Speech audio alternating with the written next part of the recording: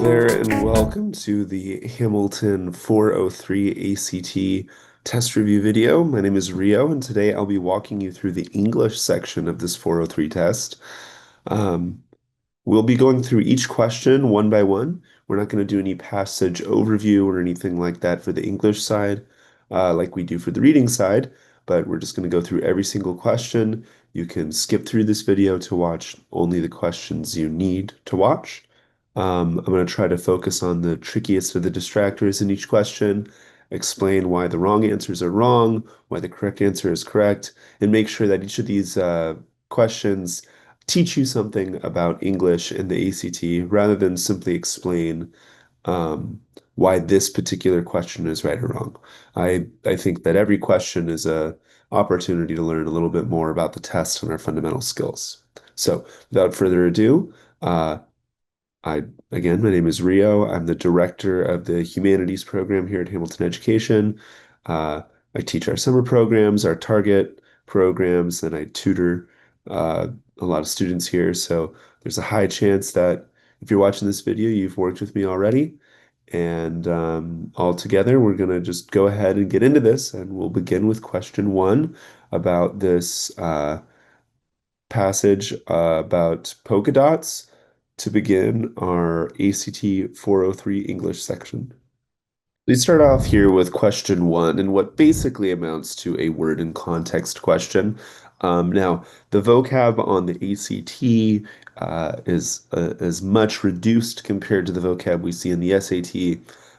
Ultimately, when we're asked which word, which choice is clearest and most precise in context, um, on the English section, it's less a function of do you know the vocab as it is really can you understand what the word needs to convey for the meaning of writing, right? English test tests how well can we write. So um, when we go through this passage, we see that Yayoi Kusama, excuse me, is very interested in polka dots. She likes polka dots. She works with them and puts them in a lot of things, right? Her walls, her clothes, etc. So, obsessed perfectly describes that. The issue with B and D, both are they're negative understandings. So averse to is definitely not going to work because if you're averse to something, it means you don't like it. If you're repulsed by something, it means you're not liking it. And then if you're biased towards polka dots, that means you're preferring it over some other particular thing, right? Bias is usually going to require some form of comparison. Um, which we don't have here. So nothing wrong with being obsessed with polka dots. Using that, it certainly seems like she is obsessed with them. She's got them in her clothes and on the walls. All right. So with that, that's how we get to A for question one. All right, question two here is a great question. Question two is the perfect example of one which is not a difficult question, but it is one that is really, really easy to miss. Why? If you're reading along and not giving yourself the proper context, you'll see a question like two in C that it says, she sees circles as a symbol of the infinite and uses them liberally, blah, blah, blah, right? That sounds perfectly fine. To the ear, that ear test sounds fine. Why does it sound fine? Well, because we have this verb sees here, conjugated into the present, and then uses is conjugated into the present, and we think, this must be the same. But A is not correct because we have, notice, this important comma and fanboys between our first clause, she sees circles as a symbol of the infinite, and her second clause about her using them liberally.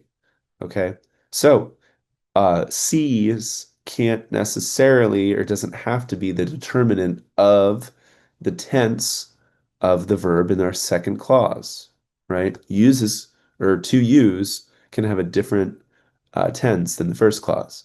And why do we know it has a different tense?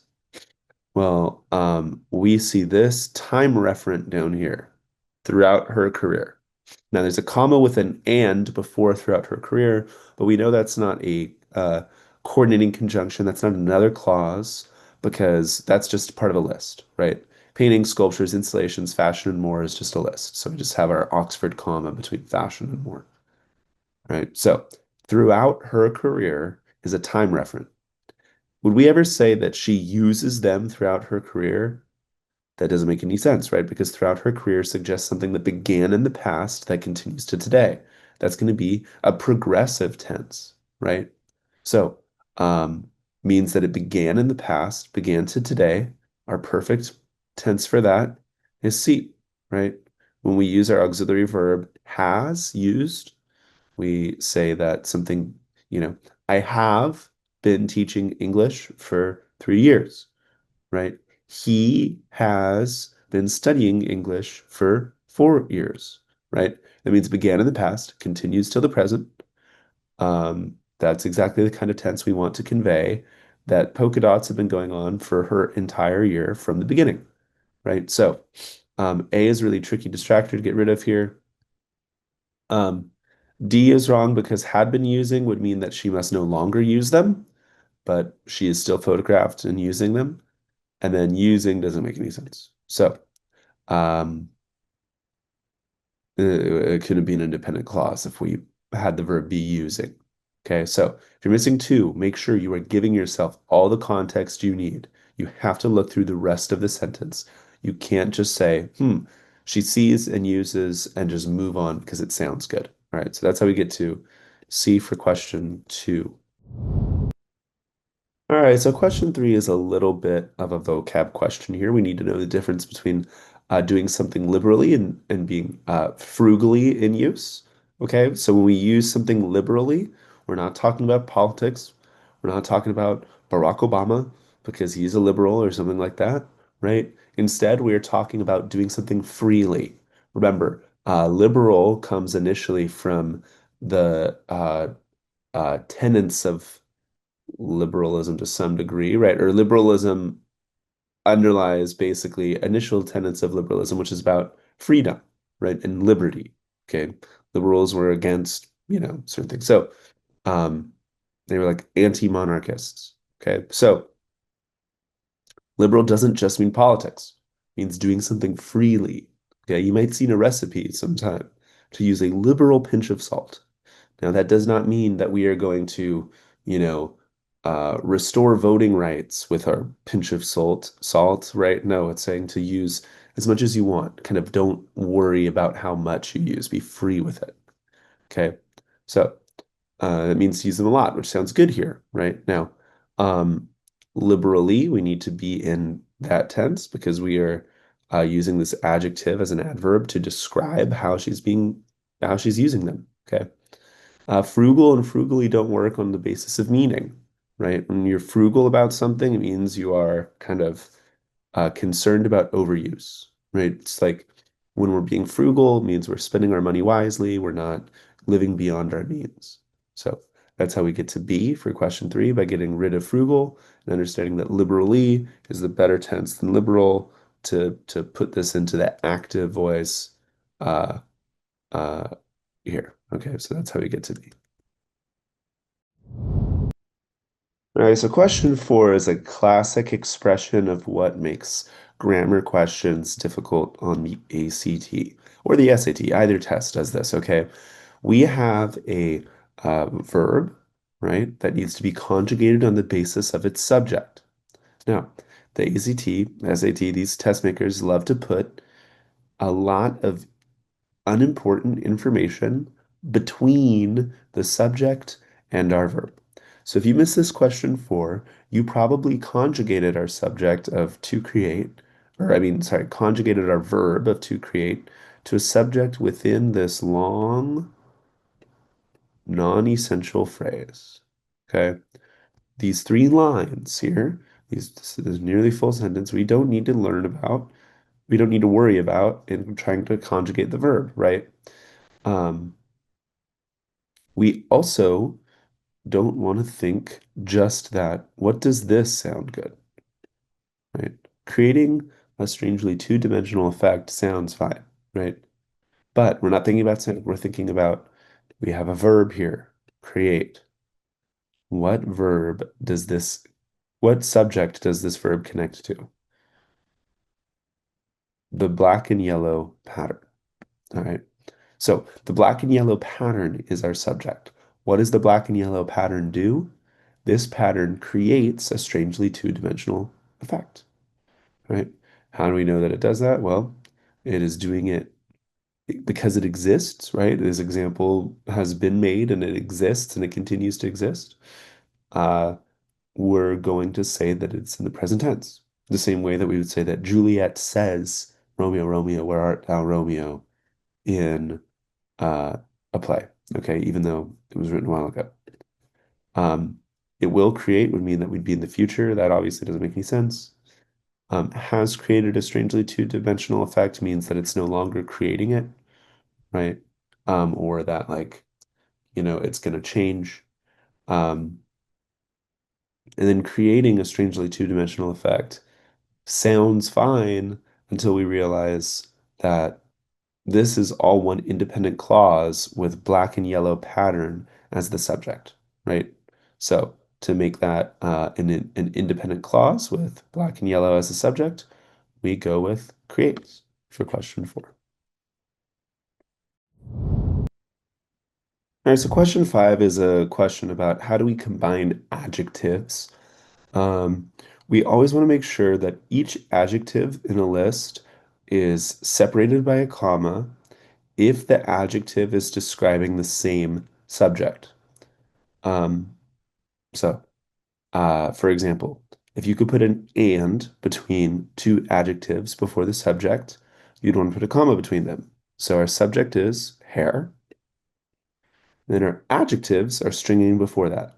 Now, sometimes, though, we have an example in which an adjective is not going for the final noun in the thing. Sometimes the adjective is describing, is qualifying or giving more detail, more specificity about a different adjective that describes our noun. Okay, so bobbed refers to the hair, and cherry candy red refers to the hair. So that means we need a comma between bobbed and cherry candy red, because each of these adjectives refer to the same noun of hair. That means we could put an and between it, right? Her bobbed and cherry candy red hair. So that means we need a comma between the two, which is why we can get rid of A, we can get rid of D. But cherry candy is what doesn't describe hair. Cherry candy describes, on the other hand, red. Okay. This then needs to all be connected as one adjective. We cannot put a comma between any item in cherry candy red because cherry candy red is describing the type of red it is. Cherry describes what kind of red, right? Cherry candy is what describes what kind of red. So we can't put a comma between cherry candy and red, which is why we get rid of C.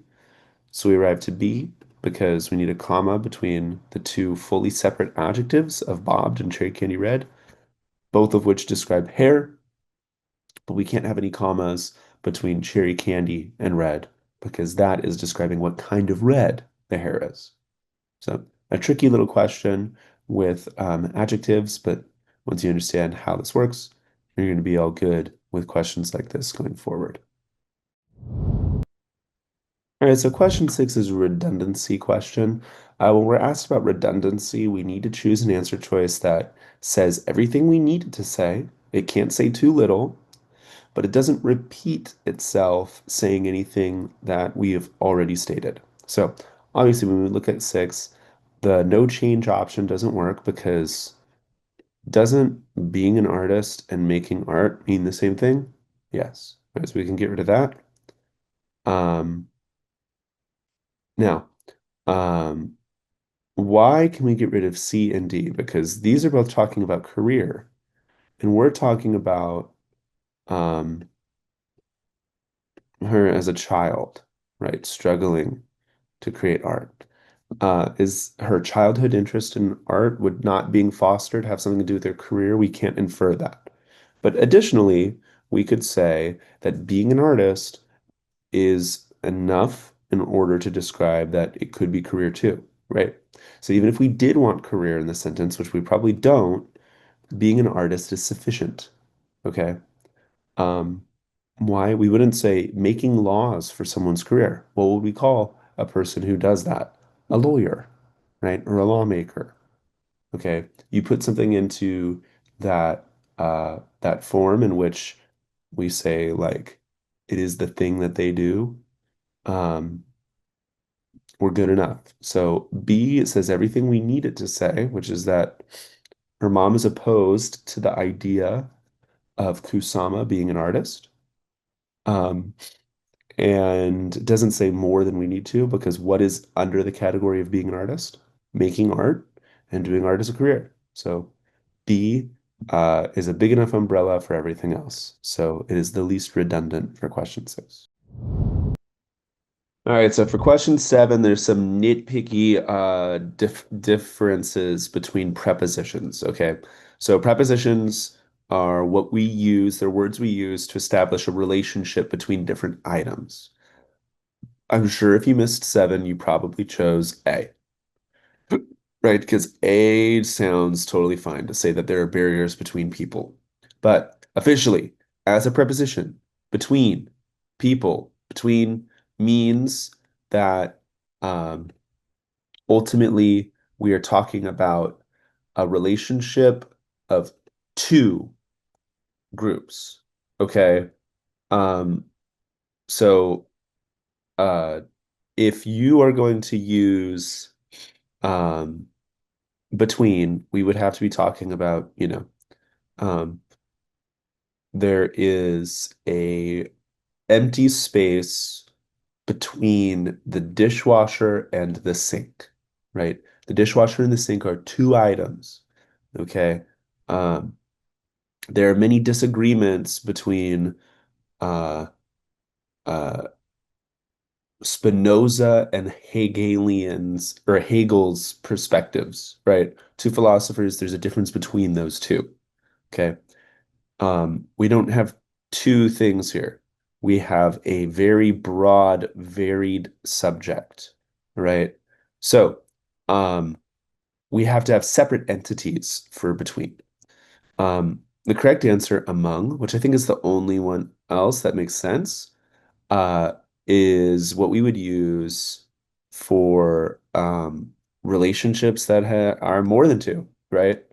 So, among the many instances of revolution, right, we typically see a charismatic leader. Okay. Now we're using many instances, right? That means we have more than two items, more than two units. That's why we'd use among. Within is the other one that maybe you chose. If you chose within, this doesn't work because when something is within, it needs to be completely enclosed. Um, within the box, right? That is its own single item that has something inside of it. People isn't a single item, right? Each individual within people is uh, separate and individual, right? Um, because there are those separate things. People isn't an enclosed space, right? In terms of language. So we can't say that we are within people. Okay, so that's how we get to D. Now you know the difference between among and beneath, or among and between, which is a really tricky understanding with prepositions, but is a true and valid difference. All right, so question 8 is asking us a question about commonly confused words, right? The grammatical difference between which and that. Okay, so first thing we have to understand, what grammar are we doing here? We have a non-essential in inclusion. Okay. Um, so her infinity mirrored rooms is what she's known for. Do we need to know what infinity mirrored rooms are in order for the sentence? Today she's well known for infinity mirrored rooms to work. No, we don't need to know what that is exactly. We don't need to know the details of that in order for the sentence to work. So that means we have a non-essential phrase, right? Um, uh, Now, with a non-essential phrase, we are always going to prefer which to that, right? That is what we would use for things that are essential, which is what we use for things that are non-essential. So that's why we prefer which. But because we have a non-essential, we need the comma. So that's why we go with B. There's another thing here too. Okay, I want you to notice this. This which works with are, doesn't it? But imagine saying this, right? That are dark spaces surrounded by mirrored walls, right? That doesn't sound good at all, okay? Um, so we would not use that here either because that'd be creating an independent clause on its own, and we would want to say is. Okay, so that's how we get to B for question 8, the difference between that and which. Tricky words to know exactly how each of these work, but a good thing to study if you miss this. Right, so question 9 is asking about a non-essential phrase within a non-essential phrase. Okay, so we know that there are two non-essential phrases here. The first non-essential phrase begins with this comma here and ends after 2013 to 2017. Remember, all non-essential phrases have to begin and end with the same punctuation mark.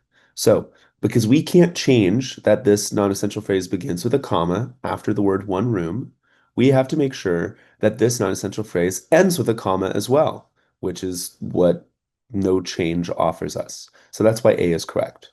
Now, you might have freaked out about this question because before this comma is another non-essential phrase, which is our parenthetical statement 2013 to 2017. But we can put punctuation after a pair of parentheses, right? Why? Well, because they're just serving as another non-essential phrase. So we can take that out, right? Imagine we just say one room featured at the Broad Museum in Los Angeles accommodates one visitor at a time, right? That works perfectly fine, right? We can take out 2013 to 2017. So that's why we can use a comma there, why we don't need to really consider did the rules change because we have punctuation after a parentheses? So we could also take the whole thing out. One room accommodates one visitor at a time. Okay. Um, so that's why we get A for question 9. Non-essential phrase, how we navigate those. Always make sure we're using a pair of the same punctuation to create the non-essential phrase, and don't let a parenthetical statement throw you off in order to do that. We can use a pair of commas, a pair of dashes, or a pair of parentheses. All right, so question 10 is asking a little bit about number and a little bit about common use, okay? Staying on a platform, one sees oneself as a floating in space surrounded by stars, part of the cosmos. All right, let's just get rid of a few of these. Why can we get rid of I see myself? Because this passage is not in the first person. Okay. Why can we get rid of they see themselves? Well, themselves is plural. Even though they, them is a thing that, can refer to an individual person, themselves means that there's more than one self. All right. So why can we get rid of one sees oneself? Okay. Because we're using a general you. All right. We're trying to refer to more than just one opportunity. Okay. More than just one person. All right. Um, so uh, by using this general you, we create a situation in which it can be anyone, right? It's not a hypothetical. Okay. Um, we only use one to refer to typically hypotheticals or situations in which our subject is discrete or discretely individual, meaning that it is one at a time, one person. But we know that you can refer to anyone. So you is what works best here for question 10, which is what brings us to the end of our first passage on English ACT 403. All right, so question 11, if you missed this, I presume that it has something to do with an aversion to no change. Remember, on the ACT, no change is perfectly acceptable. It's going to be an answer choice we choose really often. Okay, so what's happening in question 11? We have a non-essential, or sorry, excuse me, we have an independent clause. It's not easy to create a garden out of nothing. Then we have another independent clause. It can be done. All right. What are our options to connect two independent clauses? We can use a semicolon, we can use a period, or we can use a comma and a fanboys. All right. Notice how I didn't mention a fanboys for either the period or the semicolon option. Our quickest options are to use a semicolon and a period, but we're not going to use this fanboys but for either of those options. In all of our answer choices, even the ones with the semicolon and the period, which are good, right? We have but. So if we're going to use the fanboys to connect two independent clauses, we have to use the comma, right?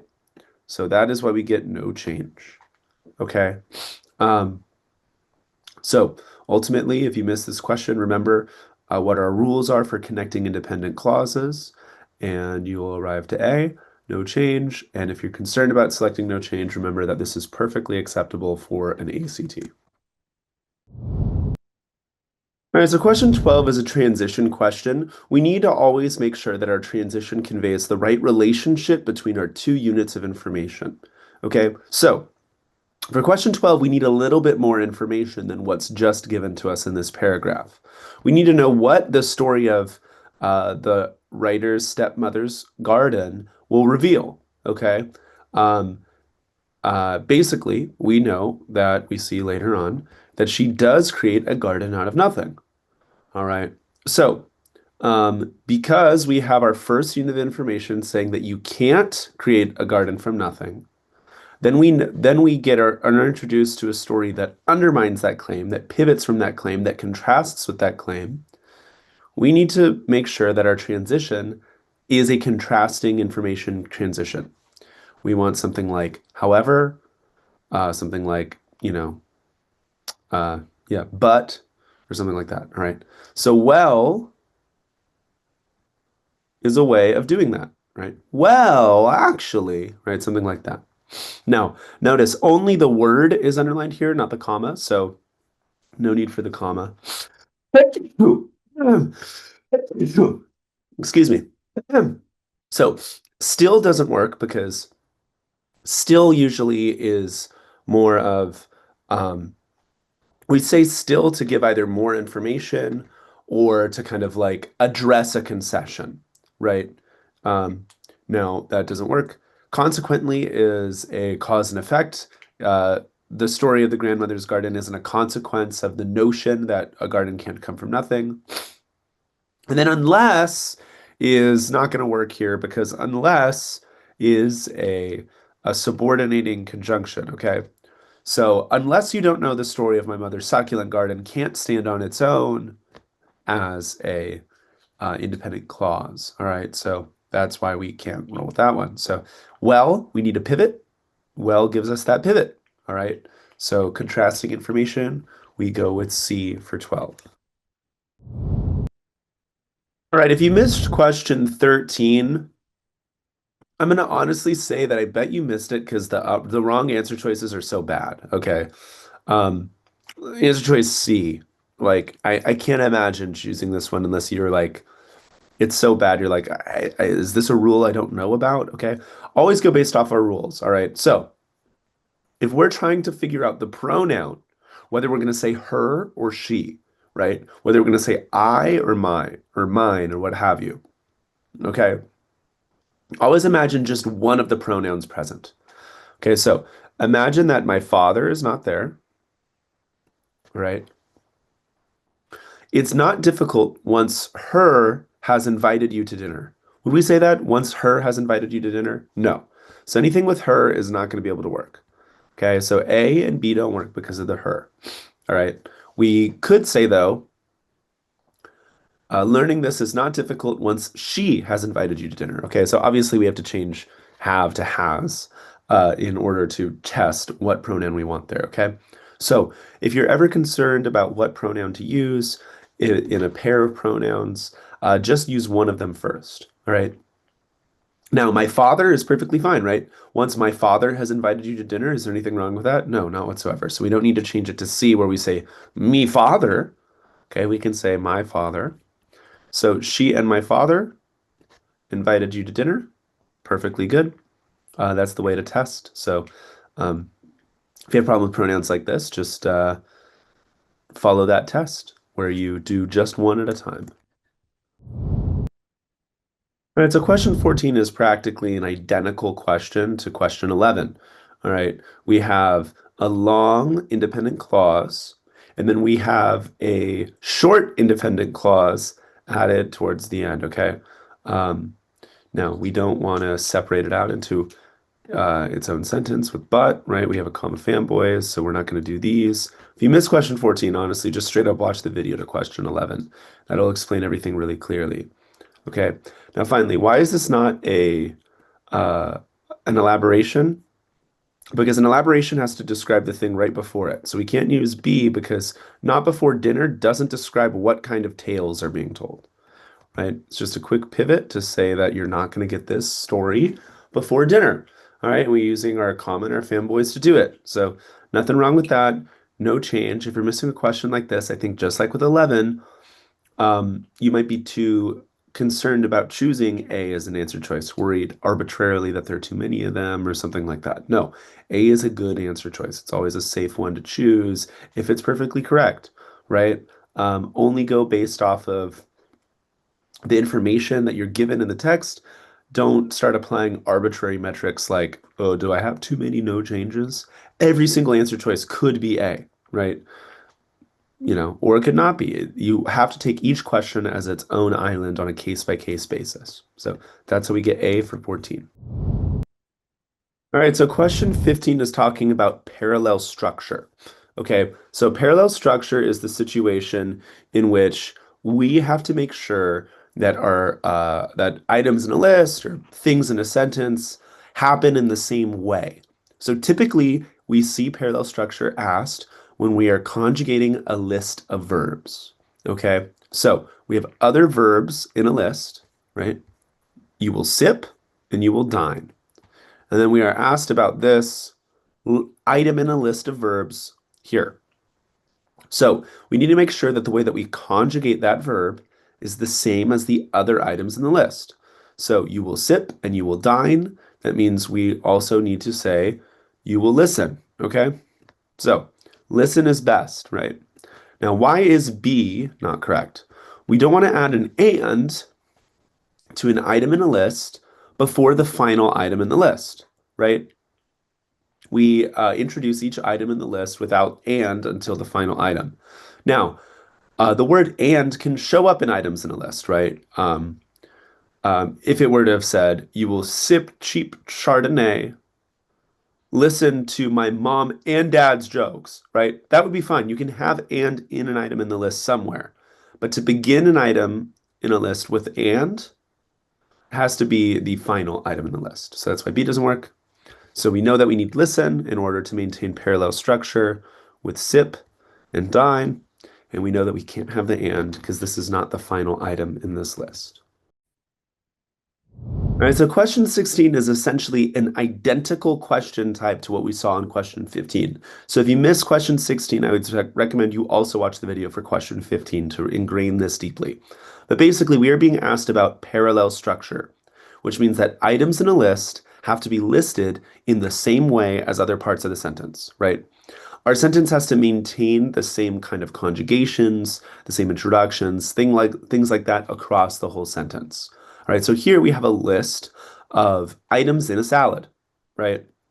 Every item in that salad needs to be listed in the same way as the rest, okay? So what is wrong with the initial adding this random even, okay? Now, even doesn't end a list. We always want to end a list with the word and, okay? So we need to make sure that all of these are together, okay? Why do we not need chopped? Chopped isn't necessary because we're talking about them already being diced, already being cut up. And more importantly, D isn't correct because we have this random and up here. Okay, we don't want to have an and for separate items in the list until the final item in the list. Okay, now, no changes because of the even. If you chose C because you liked this colon, you need to remember something about colons. Colons can only come introducing a list if that list is an elaboration. What does that mean? It means everything before the colon is able to stand on its own as an independent sentence. So you can use a colon to introduce a list if everything before the list could be its own sentence. Is that the case with the option C? No. How do we know that? Read it. You will sip cheap Chardonnay, listen to my dad's jokes, and dine on a salad of kale with. Dine on a salad of kale with is not a sentence, right? That is not something that is resolved. Okay. So B does everything fine, nothing wrong with B. That's how we arrive to it here. We're missing 16. Just review the actual rules of elaborations for C and the rules of parallel structure if you chose A. So that's how we get to B with the issues and the others. All right, so question 17 is asking about relevance. Obviously, the most important parts of these questions, which are asking about whether we should delete or add something, is the second part of each answer choice, right? Because you could say yes for more than one reason, you could say no for more than one reason, but the reason itself has to be valid. So, for example, A for 17, should it be deleted? Sure, that's fine. But does it actually contain information found elsewhere in the passage? No. All right, so that's a half-right distractor. Okay. C, could you keep, which also sells fruit? I mean, if there's a specific argument for it, maybe you could. But is it true that there's important context for the following paragraph and the fact that it sells fruit? Well, read the next paragraph. Does it mention fruit whatsoever? No. So it is not important context for the following paragraph.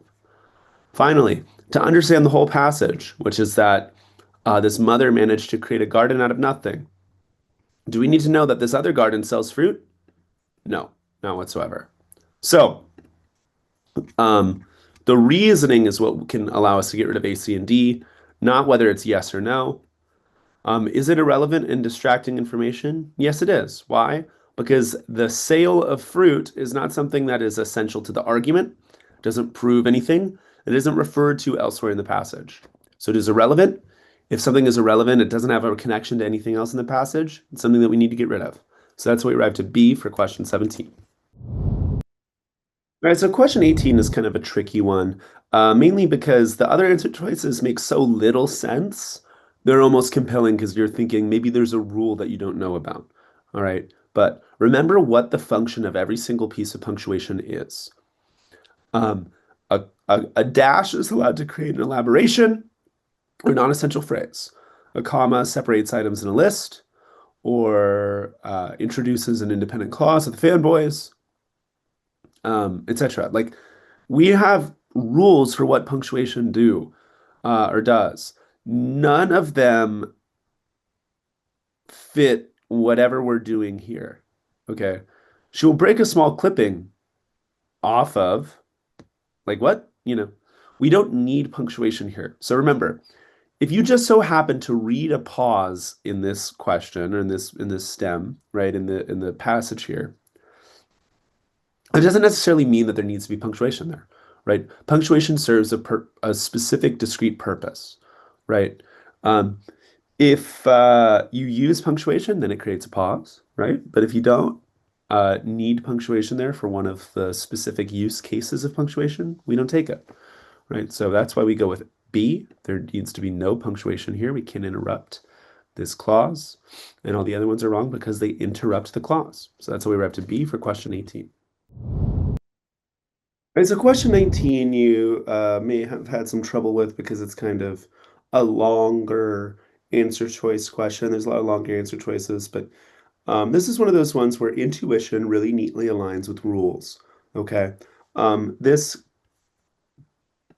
interjection, you'll learn, needs to be next to um, the thing in which it's modifying, right? Which is her mother's collection, her stepmother's collection. So it's an interjection, right? When we interject, we put something inside of something, right? In between, okay? So that's why we want this interjection inside of this sentence, okay? That's what we want to do with B, all right? C would be perfectly correct if it not for this comma here, right? We only need the commas in B because it's an interjection. If you remove the interjection, you don't need a comma. And with that comma, we're now interrupting an independent clause without actually providing information the way we are in B. Right? A is wrong because this you'll learn needs to be, again, with the thing that it's modifying. Coming after corporate offices suggests that you're learning about the corporate offices. But no, we are learning about the plants in the stepmother's collection. So it needs to be there. And then finally, D is a long run-on because there's no punctuation introducing this non-essential phrase, this interjection. So without the punctuation introducing that, we have created a run-on sentence. So that's how we arrive to B for question 19. All right, so question 20 is asking us where a sentence belongs. So where a sentence belongs is going to be determined by what comes before and what comes after it.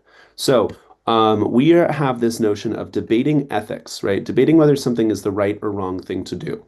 Why we know that it has to be after sentence one or before sentence one is because it needs to come after this ethical, confusing sentence about stealing from a neighbor's yard, right?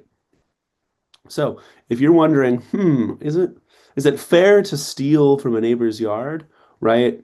Debating the ethics of it, she goes to a different strategy, right? She moves on to a next piece. So we know that ethics, debating ethics connects to what comes before where sentence one is now, right? So stole from a neighbor's yard. Now, this discussion of strategy, does that connect to what comes after?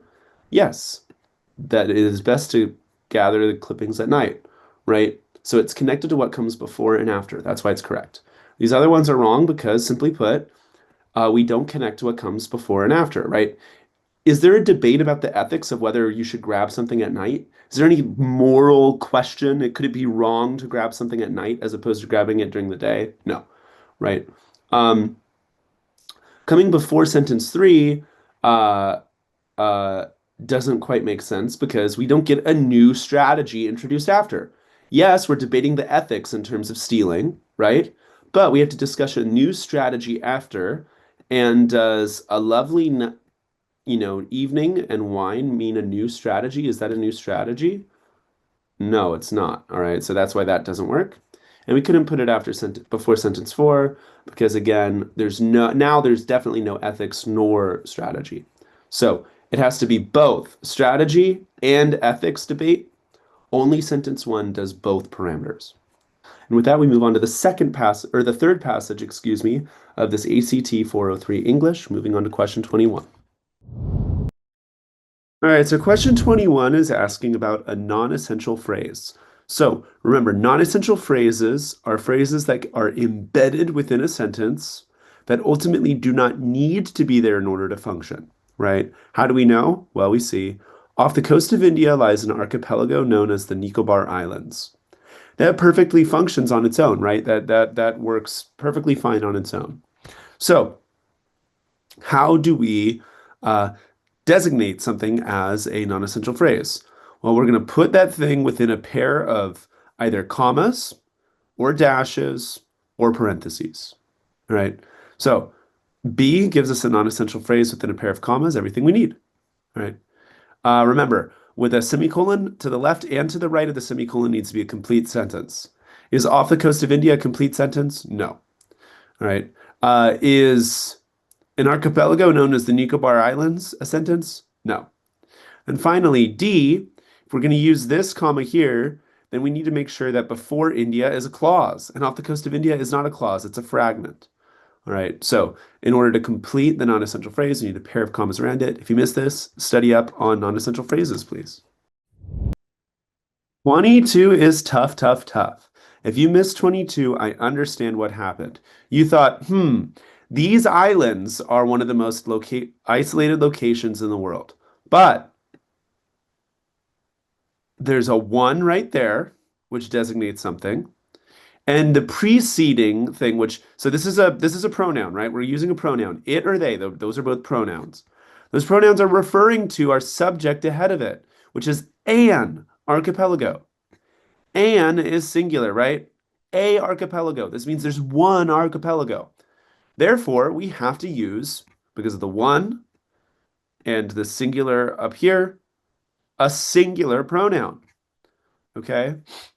They cannot function because that would mean that we're talking about more than one archipelago. So now that we're singular, we have to make sure that our verb is conjugated singular as well, which would be is. Are can't work with it because if it is this pronoun subject, we have to make sure that our verb is singular as well. So that's why C is correct.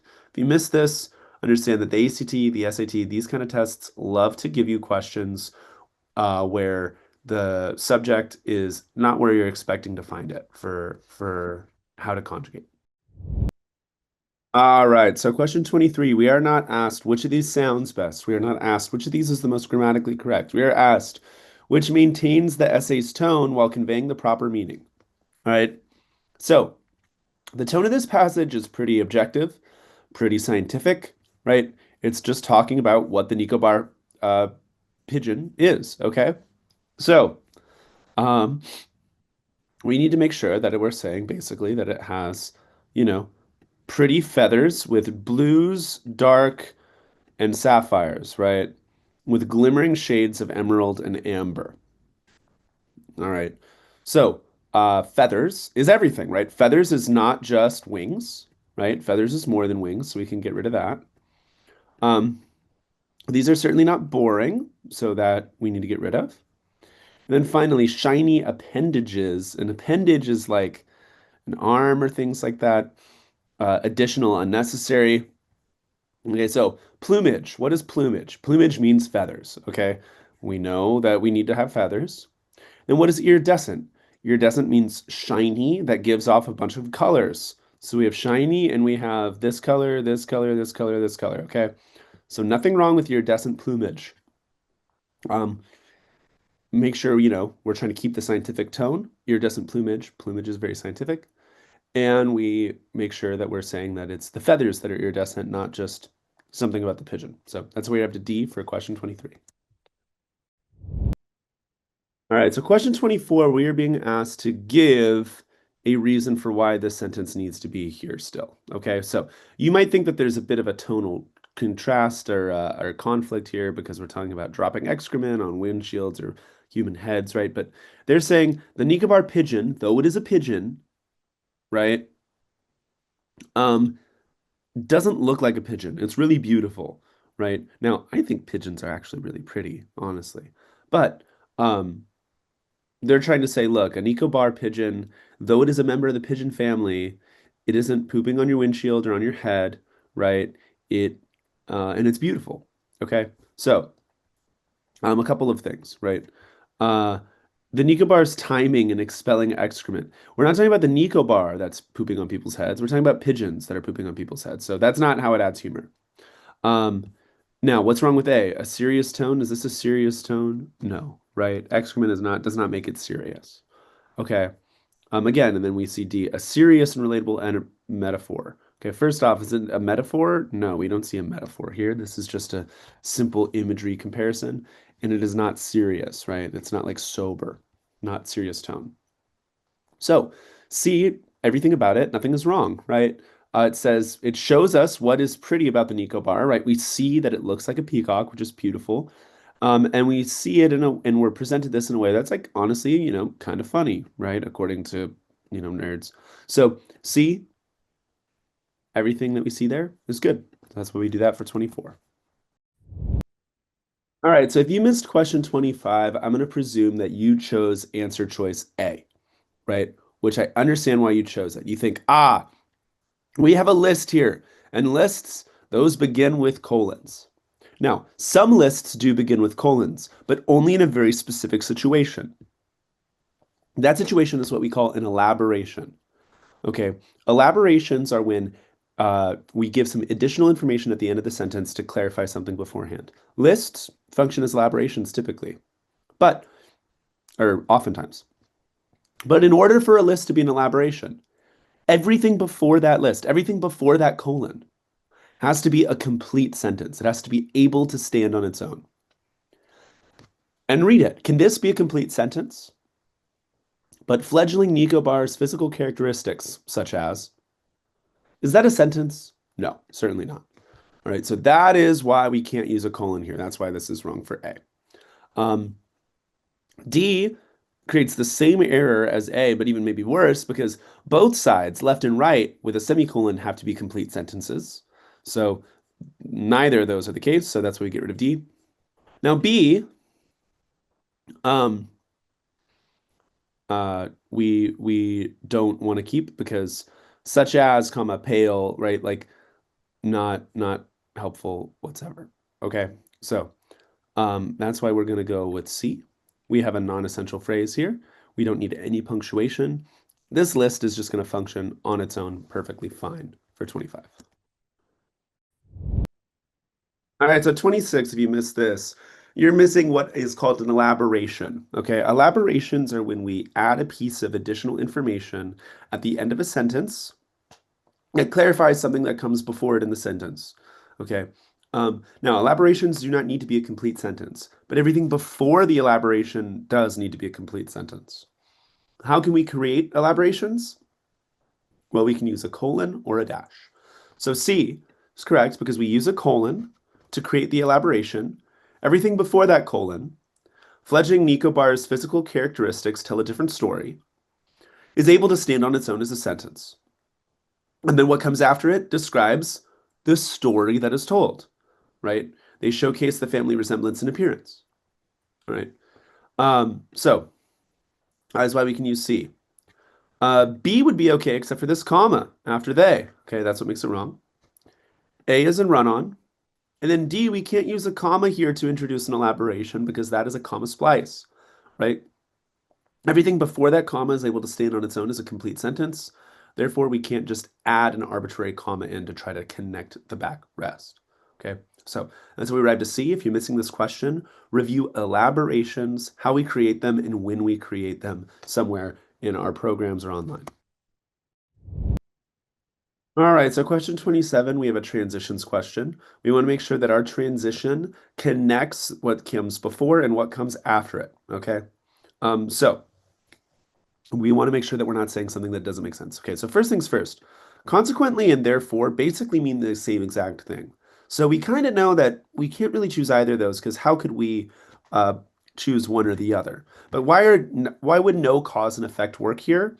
Because the fact that they look like this does not connect to the fact that they are at risk of being endangered or what have you. Okay, so it is not a cause and effect. Their appearance does not cause their threatened status. All right. Unfortunately, works, right? Because we're trying to say they're really beautiful, but sadly, they are at risk. Okay. In the end, would be a time-related thing. And it's not as though we are starting somewhere in earlier in time and now ending at a situation in which they are not at risk, or in which they are at risk. So we don't have a time situation here. So unfortunately, is what works. If you miss a question like this, I think maybe you're thinking a little bit too much about what sounds good as opposed to what answer choice means the right thing. So that's how we get to, unfortunately, for question 27. All right, so question 28 asks, which answer choice is clearest, most precise in context? Or it's going to ask, which answer choice is least redundant in context? In either case, we want to make sure that we are being concise and precise. All right, this is the same question stem. It's sometimes different between the physical and digital versions of these tests. We want to make sure that our answer choice is precise and concise. It accomplishes everything we need it to say without saying too little. All right. So hunted to use as or to use in food both say too much, whereas for is all we need, right? Hunted for food. Food is a thing. They are hunted to become food, right? For food, that's what they're being hunted for. That's the purpose of their hunting, okay? So for is everything we need. But we can't just delete the underlined portion because if we delete that all the way, hunted food, it doesn't make sense, right? Food is not a thing that is hunted. We hunt things for the sake of food. All right. So remember, even sometimes with these redundant type questions or precision type questions, we think, the shortest answer choice is always going to be right. Not in every case. In this case, D is the shortest answer choice, but that is not correct. 4 is a little bit better, which is why we go with B for 28. All right, so question 29, we have to do a little bit of scrolling here, but we are asked about adding this sentence. Do we need to add this true sentence, which is that once they were only concerned with drawing one another's attention, the pigeons drawing each other's attention, because they only needed to worry about reproducing. Now they must worry about unwanted attention. Should we make this addition, yes or no? So again, anytime we see a question like this, asking about making a change, an addition, or a subtraction from the text, we have to focus more on the reasoning as opposed to the yes and the no. All right. So, uh, for example, C and D. If it did provide information that had already been implied, it's good to get rid of. But does it? Nowhere else does it say, yes, it says it utterly fails at camouflage, but it doesn't say that that is because of the fact that they worried only about reproducing. So uh, that's not a reason to get rid of it. Um, is it only tangentially relevant to the topic? No, right? The topic is that it is getting hunted and caught for the illegal pet trade because it's pretty, right? That is that it looks pretty because it wanted to draw the attention of other Nicobar pigeons, but for the sake of mating. Um, that is not just tangentially relevant. That is clearly relevant. All right. Now, B, yes, is good, but that does the focus of this passage focus on the Nicobar pigeon and how it reproduces? No, right? How it reproduces is not even really referenced other than, right, a little bit that, how good the pigeon looks is relevant to its chances of reproducing. So we've gotten rid of B, C, and D. Let's make sure. Is A correct? Yes, exactly, right. They were only concerned with drawing one another's attention. Why? Because they only needed to worry about reproducing, right? It is directly connected, so it's a fair reason to add it, right? So A, always look to the reasoning for these things first before just yes and no. Okay, so that's how we get through 29. All right, so for question 30, we have to be a little zoomed out here. We are asked, where should sentence two be? Okay. Um, so uh, now, um, where it should be is after sentence three. Why?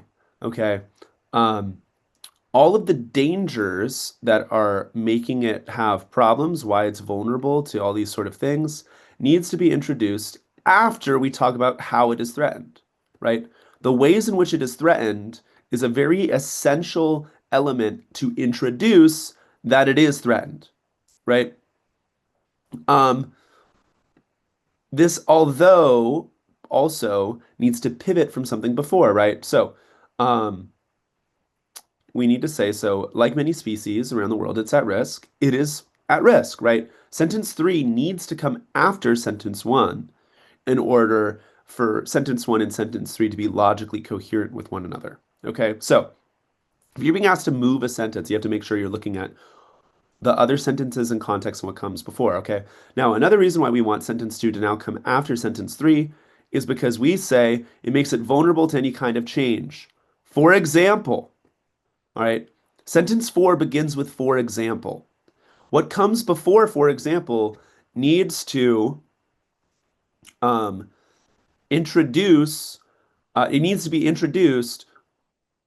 For example, needs to be introduced by the thing that the general claim, right? So what is the general claim? That it is vulnerable to change. Okay. That it is caught for the legal pet trade is not an example of, or it doesn't lead to an example of not having a predator, right? Having no natural predator is not an example of being caught for the illegal pet trade, but it is an example of being vulnerable to change, right?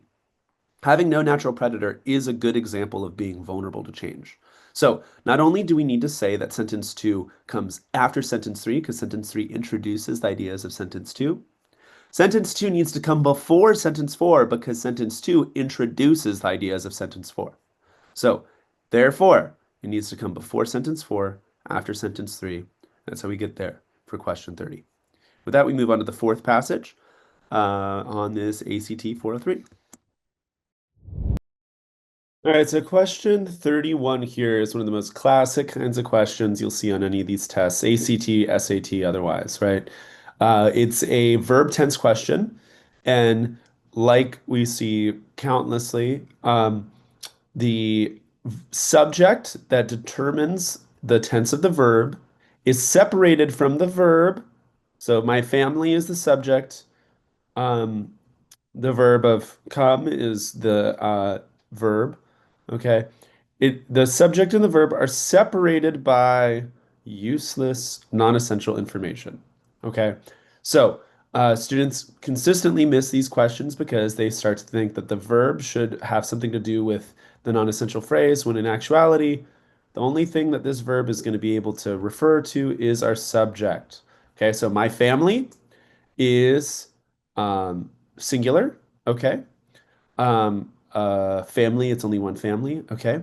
So my family comes to from a land far away. All right.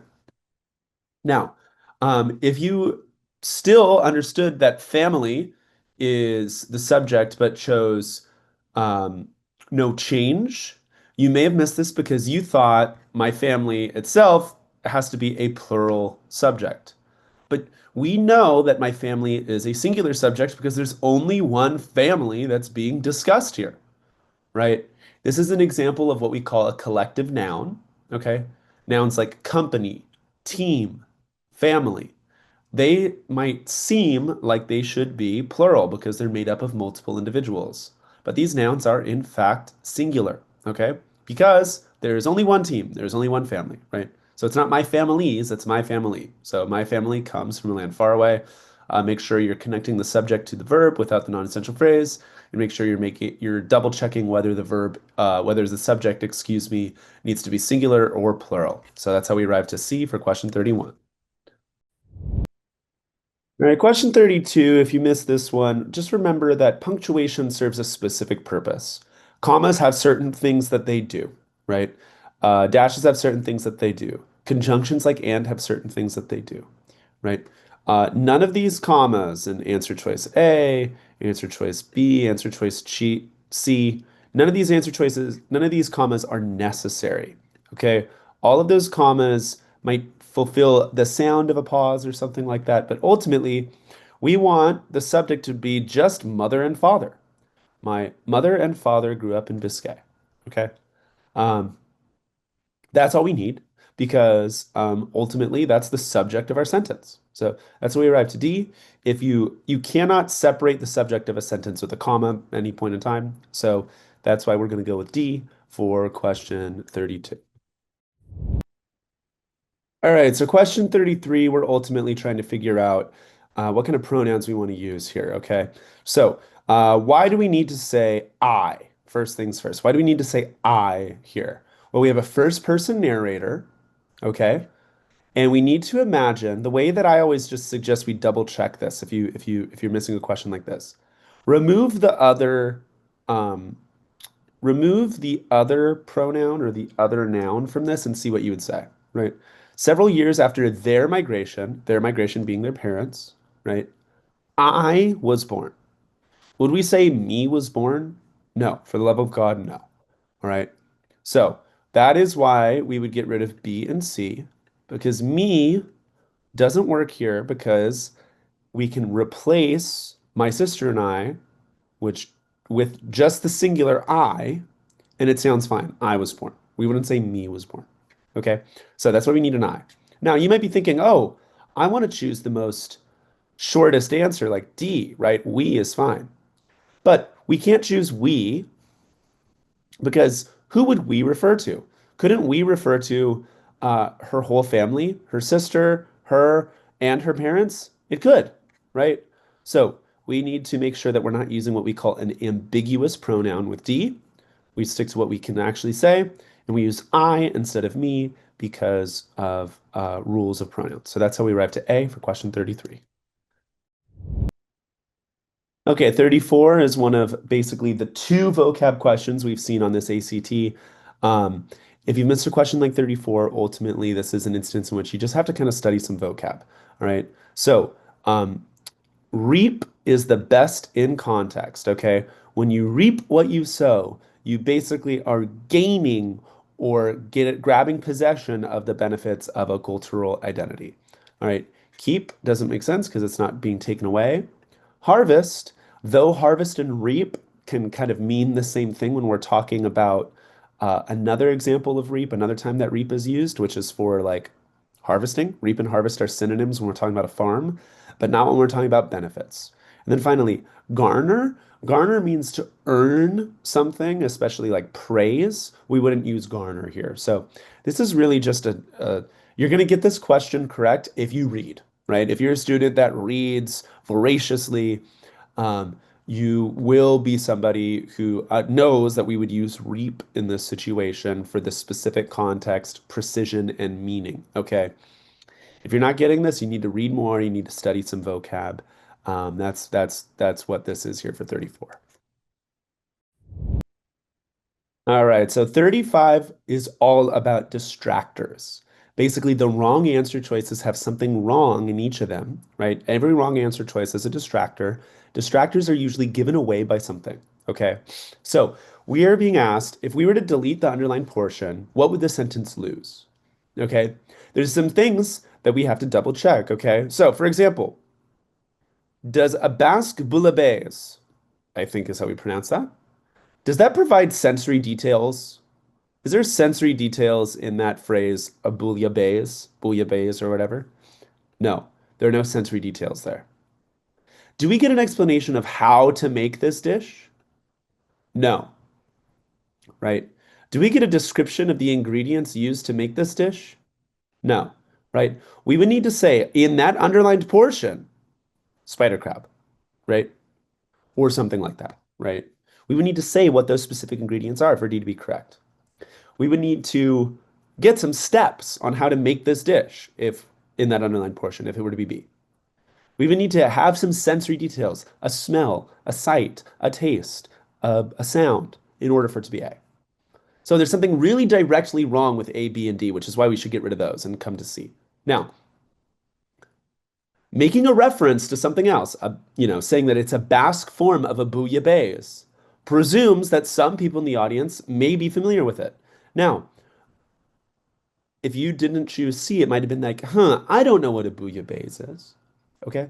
But you are not the only audience that would ever exist, right? They're making a reference, they're making a comparison with the assumption that maybe someone in the audience will understand it. In the same way that an allusion to pop culture in a movie or a song or something like that, not every single person is going to know what that reference is, but they're making that reference with the assumption that a few people are going to understand it, right? So C is fine if you can't be the arbiter of what an audience is, okay? So for a question like 35, be deductive. Get rid of answer choices. That's how we're going to get to our correct answer choice. All right, so 36, we have a transition question. I think the biggest thing that gives this away, ironically, is that all of these other answer choices would, so B and C, each of those answer choices would require that this first sentence be an independent clause, but we actually have this sentence being a dependent clause. We need, therefore, a subordinating clause at the beginning in order for this to work. All right, so however and therefore, um, do not allow this to be the dependent clause it needs to be in order for the rest of the sentence to be connected by solely a comma. Now, they also don't mean the right thing either, but that's why, okay? Now, despite doesn't work is because we need to always have some sort of noun, some sort of like thing after despite, okay? So despite the fact, despite this, we need to refer to the thing that we're saying, right? So we would need to say, despite the fact that my sister and I are grown, or despite the age of my sister, or something like that. Okay. So those are all reasons why the wrong answer choices are wrong. Now, the no change is fine because even though my sister and I are grown, we still prepare these dishes for our families, right? We're basically saying, right, we're building a subordinate clause that says, that introduces the rest of our clause or the rest of our sentence, the independent clause of our sentence. So that's what we have to go with A for 36. All right, 37 is a redundancy question. These are pretty straightforward if you know what it means to be redundant. To be redundant is to say more than you need to say without saying less than you need to say, right? Saying the perfect amount of things, right? So to say something is similar, right, is all we need, okay? Now we have some weird grammar things, right? Who are behaving similarly. That doesn't allow us in the right tense, which is why we can get rid of be.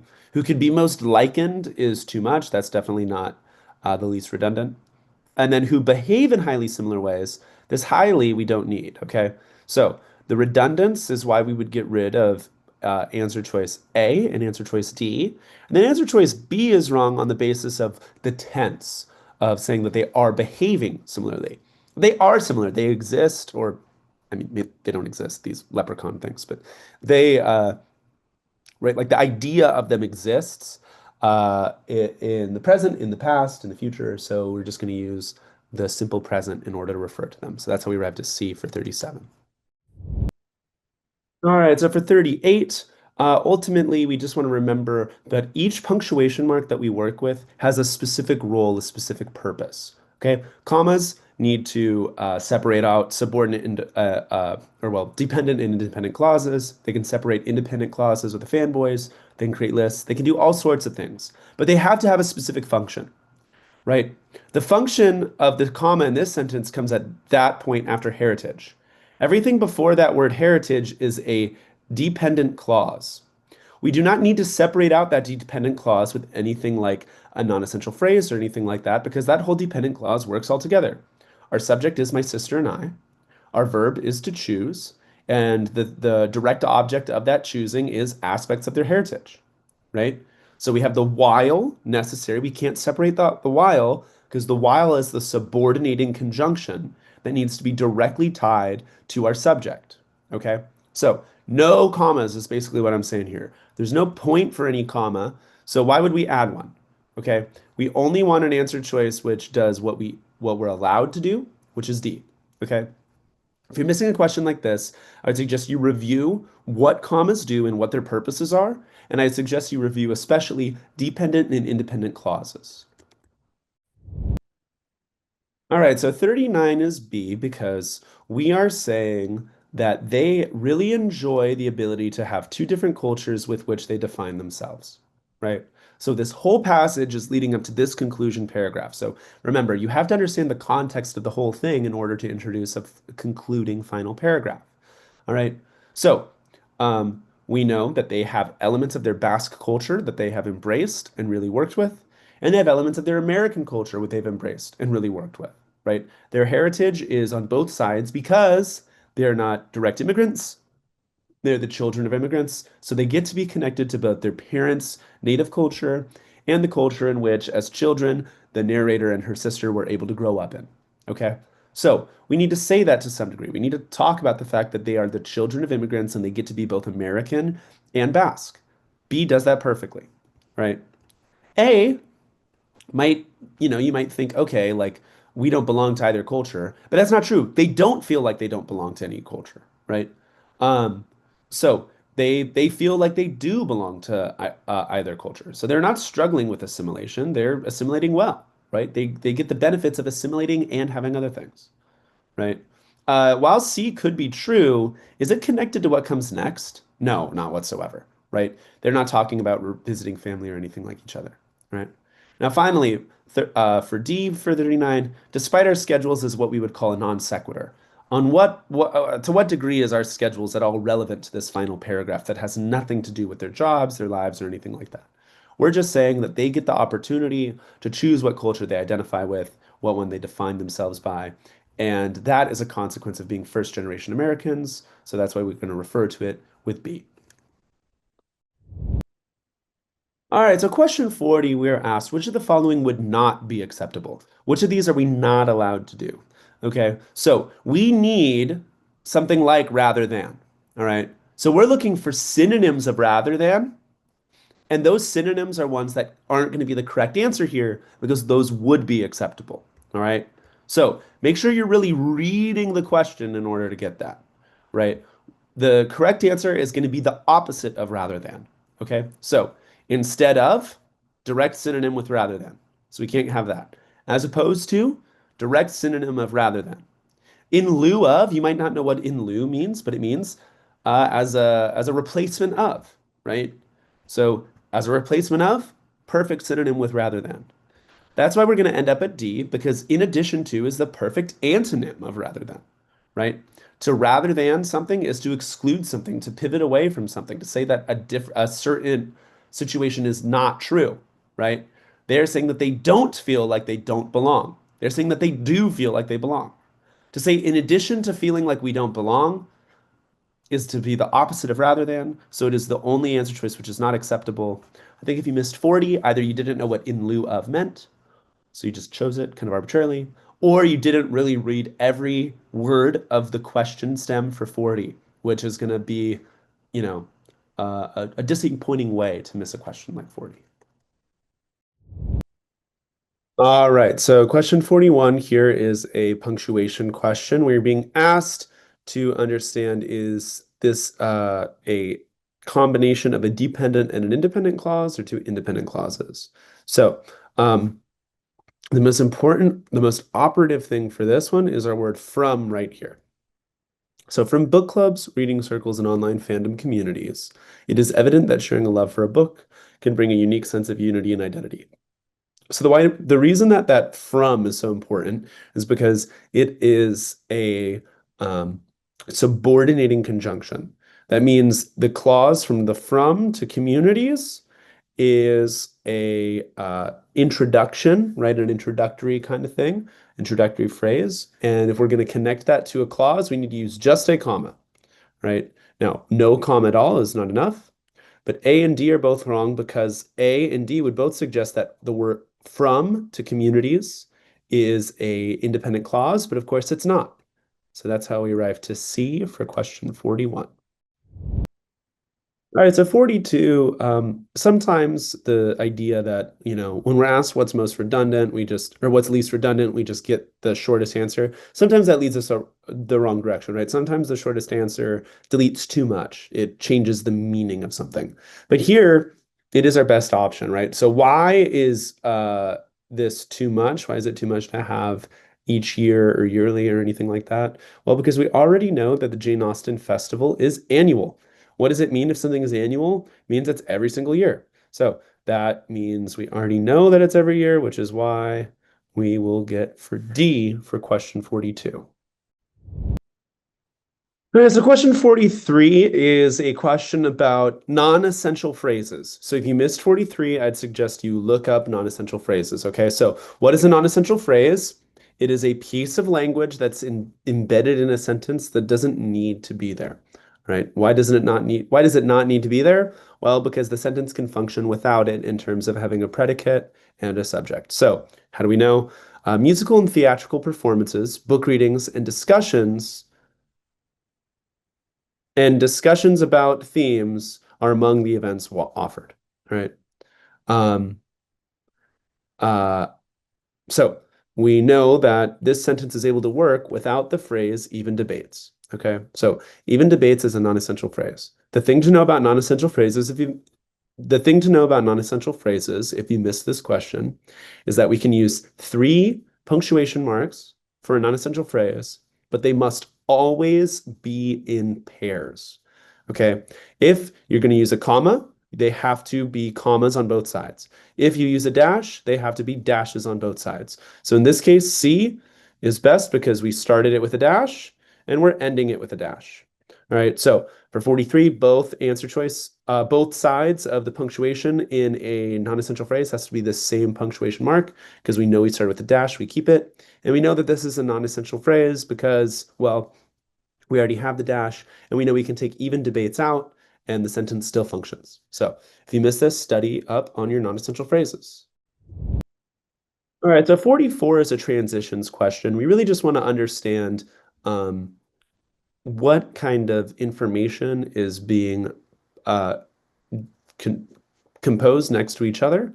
Okay, so we have this in the middle of this sentence. That means it is relating to the clause which precedes it. Okay, so we need to make sure that this sentence here goes along, like has the right relationship with the sentence beforehand. So what does sentence 3 say? Um, well, um, we need to know that there are a variety of events, there are a variety of things all within this. And the only thing, though, that is the most popular, I just said though, is the Regency costumed ball. Okay, so we are pivoting, we're giving contrasting information to all of these different workshops and activities and everything like that, just to point to the fact that the ball itself is the most popular. Okay, so yes, however, in like as a synonym of though to transition contrasting information here. Okay, consequently doesn't work because that is cause and effect. We're not saying that the most popular event is the Regency Ball, the Regency costumed ball, because of the fact that people come to experience a variety of activities. That doesn't make sense. Indeed would be to emphasize it. So that would mean that the sentence before would need to already be talking about the Regency costumed ball, but it's not. So for that reason, we can't choose the emphasis transition of indeed. And then finally, whereby doesn't work because that's usually saying that a cause and effect thing. And this again, because consequently doesn't work, whereby also cause and effect isn't going to work. So that's how we arrive to B for 44. All right, so question 45, we are being asked, where should sentence 3 be placed? Okay, and the reason why it needs to be before sentence 1 is because these participants is referring to something coming before it. And what is it referring to? Well, participants is the last word in the previous sentence. Okay, so whenever we see something like these in a sentence, we need to make sure that it's referring to the thing that comes before it, right? So if we know that participants is the thing that we need to refer to, we need to put it after the sentence that introduces participants. So we know that before sentence 1 is best because it's the what before sentence 1 would place it after the previous paragraph. All right. Now, it's good to come before sentence 1 as well because what comes at the end of this sentence, right, talking about the activities, right, and all of that leads directly into a discussion of the specificity of these activities, okay? So that's why it belongs before sentence 1. We just mainly need to make sure that these participants comes after our first introduction of participants at the end of the preceding paragraph. So that's what leads us to B for question 45. All right, so for question 46, we are being asked, the writer wants to consider deleting the underlined sentence. So the main place I want us focusing for a question like this isn't whether it's yes or no. I mainly want us focusing on the explanation because the explanation usually reveals distractors because there's something wrong in there. So for example, even though we want yes, right, because we know that A is correct, we want yes. B, the yes is wrong because it says this information is already implied.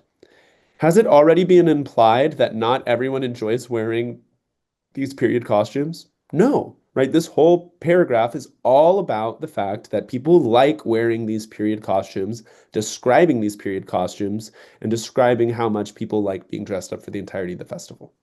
All right. C, it's not about the no that I want to focus on. It's that it further elaborates on a main idea of the passage. Does that make sense? No, right? Is it a main idea of the passage to say that people don't like wearing period costumes? Not whatsoever, right? And then finally, what is the main claim of the paragraph? The main claim is always going to be the topic sentence, and the topic sentence says that participants come dressed in period costumes, right? And that many people stay dressed for the entirety of the festival, right? This actually contradicts that claim, right? So to contradict that main claim is why it should be kept, okay? Or why it should be deleted, excuse me. We should be deleting it because it contradicts the main claim that people dress up for the entirety of the festival.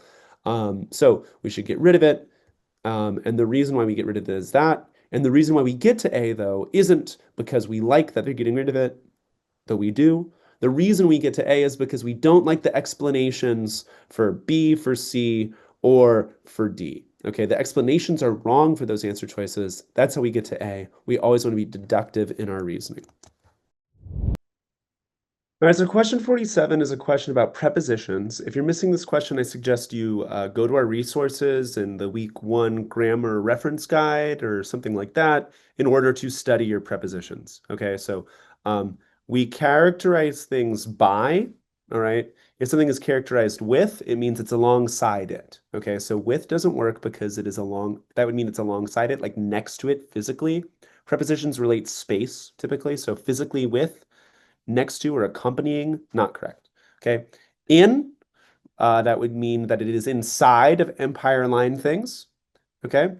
Among means that it would be between multiple different things, right? So we use between for two things, we use among for more than two. And then by means like the characteristics of a thing, right? How we would understand it. Okay. If you're missing this, you just got to study prepositions and be making sure you're going backwards, trying to get rid of answer choices rather than what you like the sound of. Because once you get rid of all these other ones, by is clearly the correct answer. All right, so for 48, we have a pronouns question. Okay, why do we need to use those instead of them or they? Okay, so them is going to um, be what we use for more than one person. They is what we use for more than one person, right? But we only use that when our subject is um, like uh, basically it is the object of a thing. Okay, so they we use when it is the subject of a sentence. All right, so when the group is doing something, right, we would use they because it is the subject of the sentence. All right, we use them when it's the object of the sentence. Right, I will give this to them. Right, I will give this paper to them. Right, the subject is I or the paper, and then the thing receiving the object is uh, the them, right? So we would use that as the object of a verb.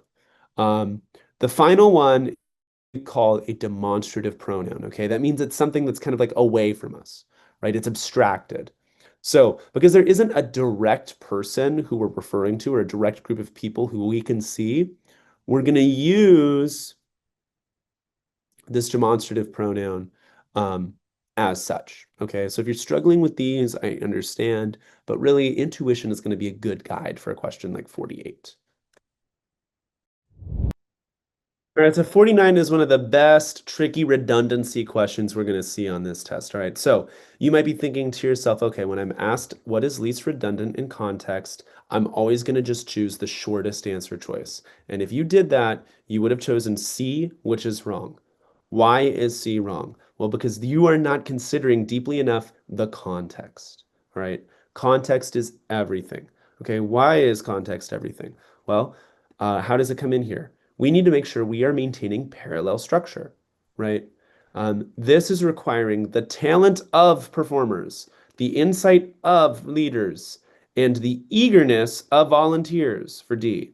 Okay, we need to make sure that we are following parallel structure in order to maintain the context that we need for grammatical correctness, right? Everything else is in this form of the blank of blank, right? The skill of blank. Okay, so we need to maintain that here. Now, how do we say that in the shortest way possible? With D, all right? But we can't say that C is correct just because it's shorter. It is not least redundant in context. The context is essential here. So always make sure you're looking around and not just choosing something arbitrarily. The shortest answer is like so often correct. Like I wouldn't say 90% of the time, but probably about 90% of the time it's correct, right? Shortest answer. But you don't want to just say that that's a rule to yourself and always choose the shortest answer. That's how you're going to make a mistake like you did here with question 49. All right, our last question here is a pretty tricky one. We're being asked about modifier placement. We need to make sure that everything clearly is saying what it's saying. Okay, now you might be wondering, okay, Rio, what did Rio just say right now? Um, what I mean by that is that our verbs need to be connected to the right nouns. Our modifiers need to be connected to the right thing that they are modifying. Okay, so what is their popularity in answer choice A? What is their popularity referring to, right? Their popularity would be referring to naturally fans. Okay, Austin's fans. But is it supposed to be saying that the fans of this writer's work are what are popular? No.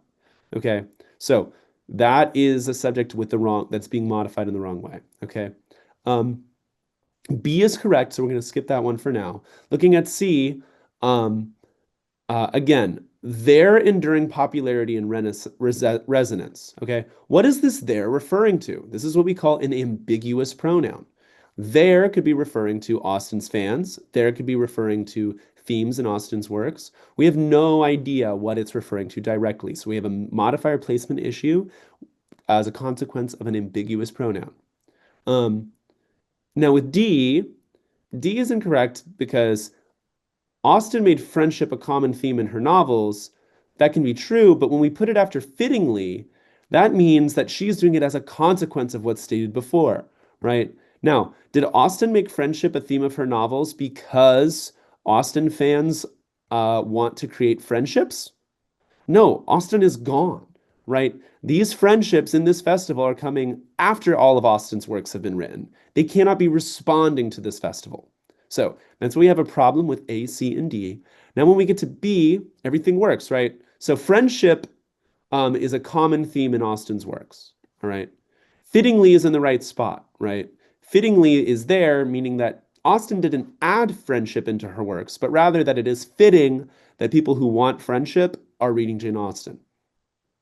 Finally, um, their enduring popularity is right next to the noun it's modifying, right? Which is Austen's works. So we don't have a mismodifier problem with answer choice B. Okay. So this is a really tricky one. When you're running out of time on the ACT and this is the last question you see, I totally understand missing this because you're rushing or something like that. Okay. But working through this tricky modifiers question, this tricky ambiguous pronouns question, we're going to be able to see that answer choice B is the only one which says everything adequately. And there's no confusion about, whether Austen is responding to her own festival or whether the festival just so happens to, appropriately be related to her works. And also, it most clearly states that what is popular, Austen's works are popular, not Austen's fans. So with that, we come to the end of our Hamilton Test 403's English section. We'll move on to math and reading and science. You can watch all the questions we have, and every other question of English already came before this. Thanks so much for sticking around to watch these videos. It's a pleasure working with you. And again, my name is Rio. I'm the director here of the Humanities Department here at Hamilton, and keep working hard on this.